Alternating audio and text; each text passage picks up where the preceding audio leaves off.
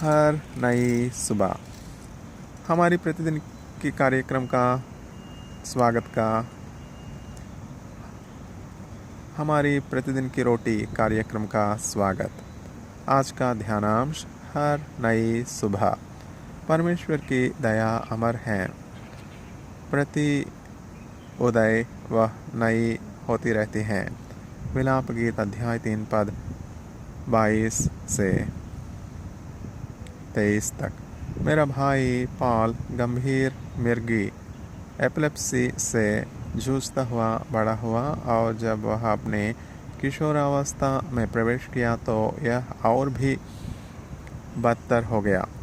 रात का समय उसके और मेरे माता पिता के लिए कष्टदायी बन गया, क्योंकि उसे एक बार में 6 घंटे से अधिक समय तक लगातार दौरे का अनुभव होता था।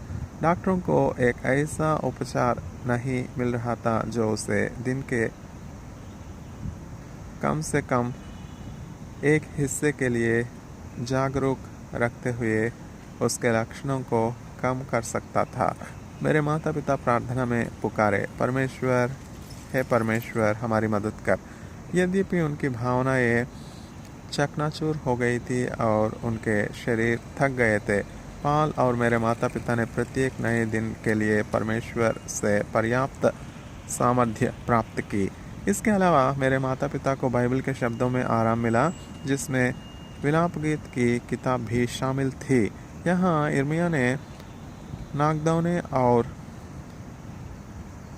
विश अध्याय 3 पद 19 को याद करते हुए बेबीलोनियों द्वारा यरूशलेम के विनाश पर अपना दुख प्रकट किया।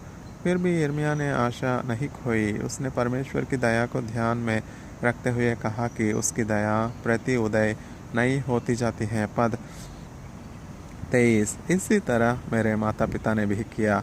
आप जिसका भी सामना कर रहे हैं, जाने कि परमेश्वर हर सुबह विश्वास योग्य है। वह दिन ब दिन हमारी ताकत को नया करता है और हमें आशा देता है, और कभी कभी जैसे मेरे परिवार के साथ वह राहत लाता है। कई वर्षों के बाद एक नई दवा उपलब्ध हुई जिसने पॉल के लगातार रात के दौरे को रोक दिया, जिससे मेरे परिवार की नींद और भविष्य के लिए आशा की किरण जागी।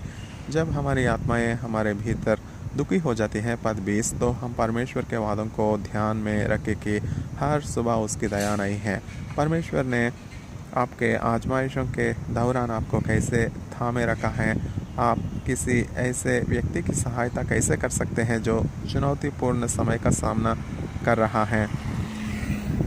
हे परमेश्वर, आपका प्रेम मुझे कभी नहीं छोड़ेगा।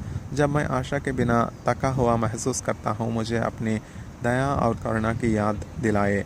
आपकी पीड़ा में परमेश्वर के मार्ग के विषय बाइबल क्या कहती है, क्या कहती है का अध्ययन christianuniversity.org/OT221 पर करें। लेखिका एमी बाउचर। पाया सुसमाचार हमारी प्रतिदिन की रोटी से लिया गया है 28 फरवरी 2021। धन्यवाद।